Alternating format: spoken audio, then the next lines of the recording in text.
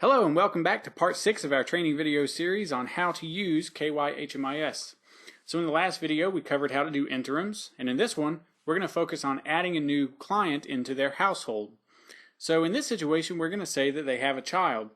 We're going to say that they have that child on, let's change our back date to June 22nd of 2013.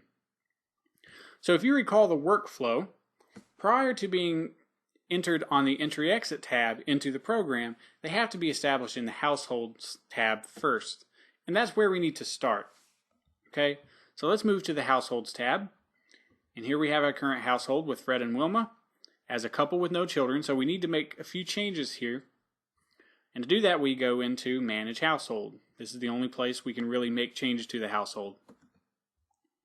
So the first thing I'm going to change in here is the household type. They're no longer going to be qualified as a couple with no children. So I'm going to change that to couple with dependent children. I'm going to go ahead and hit save. If you don't and you continue on to edit things, it will tell you you have a change that hasn't been saved yet.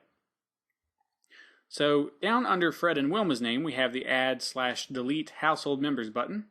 So I'm going to choose that. We want to add a household member in here. I'm going to collapse the previous household members box and expand the add clients to household box.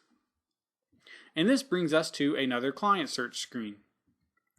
So we need to do the same thing that we did before, where we just search for a client, check for duplicates, and add them into the household if they need to be added. So I'm going to add Pebbles in here. Full name reported. Now, obviously, a child may not have a social when they're first born. The way to get around this is you can leave this blank, and then for Social Security number data quality, you can select Client Doesn't Know. Now, as I mentioned before, HUD does not like that answer, but I have spoken to Bowman about this, who checked with an industry compliance analyst that they have there, and they said that HUD acknowledges that this is a case that occurs. They really don't know a social yet. They really don't have one. So you can do that, and then when the child does eventually get a Social Security number, you can go in and add that later through the Client Profile tab. So I will follow that workflow this time. So U.S. military veteran, obviously not. So I will search for Pebbles here. So again, we see that there are two results that exist in here already. Well, they have a Social Security number, and this one does not. I know that this is my correct client here. I'm going to select Add New Client with this information. It will prompt you to check for duplicates, which we've done. I'll select OK, and then it will pop Pebbles down in this Selected Clients window below. I'll select Continue to officially add her into the household. And now we just need to select her relationship to the head of household here. So for Pebbles here, we're just going to say daughter. Once again, we don't have to do anything below this part. So we can go ahead and hit save and exit. And now, Pebbles is officially part of the household. You can see here, joined household 6/22/2013. So let's walk through the rest of the steps that we have to do. If I wanted to, like I mentioned earlier and like we walked through, I could go to the Client Profile tab and put in her demographics. Once I switch to another household member and select Pebbles. Now I will do that. I'll do a couple of things here. I'll put a photo of her in here as well. And I will go ahead and enter the client demographics for Pebbles. So birth date of 6/22/2013. Full date of birth reported, female, white, leave secondary blank, non-Hispanic. Save. And that will automatically populate on the entry when we go through and do her entry into the program. So we've done everything we need to do on households. Now we have to get an ROI established. If you recall from the ROI video, the child has to be added on to the head of households existing ROI. Okay? So this is to be done on the head of households profile. So I'm going to change back to Fred and click submit. So in this case, he's not signing a new one. He's just putting her name on the one that he signed already. So how we do that is we're actually just going to edit the one that we already have for him that was dated 12/1/2012. So I will click the pencil And I'm going to use this include additional household members box. You'll see that Pebbles still doesn't show up on this list. This is because this is how we saved it in the beginning with just Fred and Wilma. So I will choose include additional household members, and then I will check the box beside Pebbles' name. You'll see she comes up there. Like I said, they're not signing a new one or anything, and I don't want to change these dates because she's getting added to the one that he already signed. So all I'm going to do is save release of information. And now if I switch to Pebbles, you can see that she too is covered under this head of household's ROI. Switching back to the head of household. So we've got Pebbles into the household. We did her demographics on the client profile tab, and now we got her ROI set up. So we can go ahead and enter her into the program with her parents. So one thing that we don't want to do here, and I think some people may get confused about sometimes, is we do not want to click Add Entry Exit for Pebbles. We don't want to add a new entry because that would indicate a couple of things. One of a couple of things. It could indicate that A, she was being entered into the program separately of her parents, or B, even if we added the parents onto that new entry, that would add a new entry to their own profiles too. So they would, even though they were already participating in the program, you would be adding a new entry for them. It wouldn't be correct. So we need to do basically the same thing that we did with the ROI. We need to add Pebbles into the entry that they already have. So to do that, we're going to click the pencil beside the entry date on the Head of Households tab here. And similar to the ROI, we need to click this Include Additional Household Members button. We'll check Pebbles to add her on here. Now, you will see this entry date here still says 12/1/2012. Remember, that's because we're editing the existing entry that they already have. Now, you may think, oh, well, I need to change this to 6/22/2013 for the entry date, but that would not be correct. It would try to apply that entry date to all three of these members that are checked. So what we need to do is we need to leave this as 12/1/2012. It's going to set the child's entry date. It's going to set Pebbles' entry date to 12/1/2012. We'll need to go change that manually. It's very simple to do though. So when I hit save and continue, it's going to take us to our entry assessment screen. But at the top here, it has all three household members broken down separately on their own line with their own entry date. This is how we're going to change Pebbles' entry date to the proper date without changing that for Fred and Wilma. So I'm going to click the pencil beside Pebbles' entry date here. See, this is the line for Pebbles. Now again, it's going to try to apply whatever date we put in here at the bottom to all members that are checked at the top. So I'm going to change this date, but I need to uncheck Fred and Wilma so that it doesn't try to apply that new date to them. Okay, so Pebbles is the only one selected. I'm changing the entry date to 6/22/2013. And when I hit save and continue, you'll see that the entry date for Pebbles changes to 6/22, but the entry date for Fred and Wilma stays as 12/1/2012. But we're not done here yet though, because remember, we still need to complete the entry assessment for the child. This can be really easy to look over and forget, but you always need to make sure to complete the entry assessment for any new household members that come along. So I'm going to click on Pebbles. Now you'll see it loads up an empty entry assessment except for the demographics that we filled out on the Client Profile tab. So I'm going to answer these questions. So they're located in balance of state. Okay, relationship to head of household is child. Now, when we start getting to these questions, this is really easy to get confused on because you think, well, this child was just born, they're just now coming into the household in the program. How can you say that they've been homeless for a certain number of months or anything like that? How can you establish a residence prior to project entry? Well, what we need to do here is we actually need to answer these questions the same way that we did for the head of household. The reason is because you could end up having someone in your program that's actually not eligible if you answer that this client is not homeless or anything like that. Okay?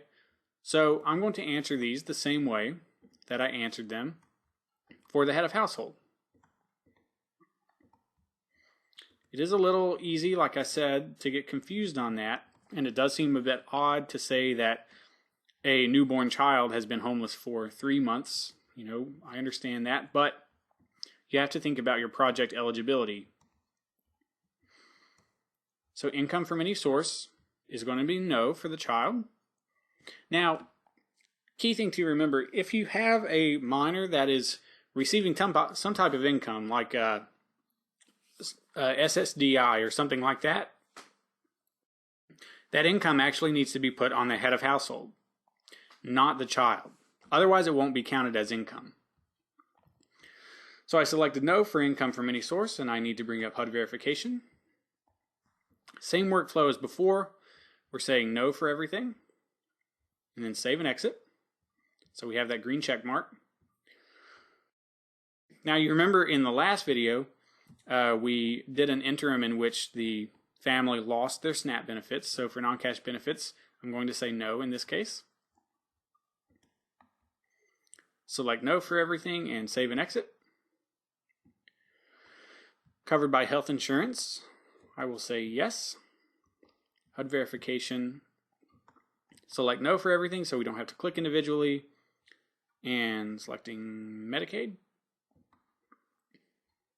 I'm just making this up as I go along here for these clients. May not reflect a real world situation. So, does the client have a disabling condition? I said no. So we're going to mark everything as no and save and exit.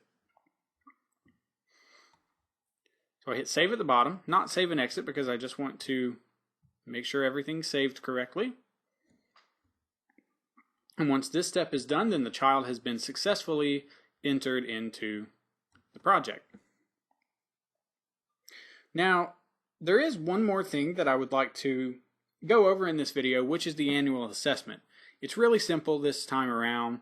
Prior to the new data standards coming out October 1st of last year, annual assessments were really kind of complicated, but they're much easier now. So they entered the program on December 1st, 2012. So let's fast forward in time a little bit. Let's now say that it is 12/1/2013. And we have to conduct their annual assessment, which is basically just where we recertify their income, benefits, health insurance, and disability information, as well as have them sign a new ROI, because as you can see, it expires today in this case. So an annual assessment, we saw that earlier, it's done as an interim review. So I'm on the Head of Households tab, or profile again. I'm going to click the piece of paper under the interims column, and we're going to add a new interim review. We're going to select everyone, because this does cover everyone. Interim review type is going to be annual assessment. And review date pulls from my back date that's set to 12/1/2013.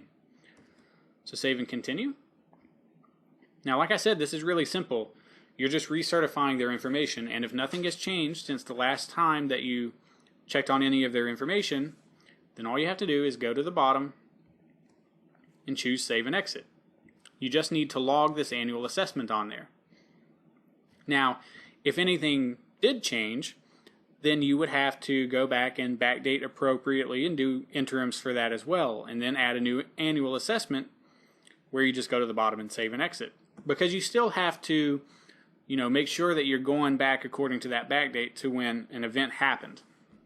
But this shows HUD that you have checked up on their information and that you're actually recertifying that, making sure that everything is still current. So I will choose Exit. And now, like I said, we have to renew their ROIs. So at this point, they will be signing a new paper copy.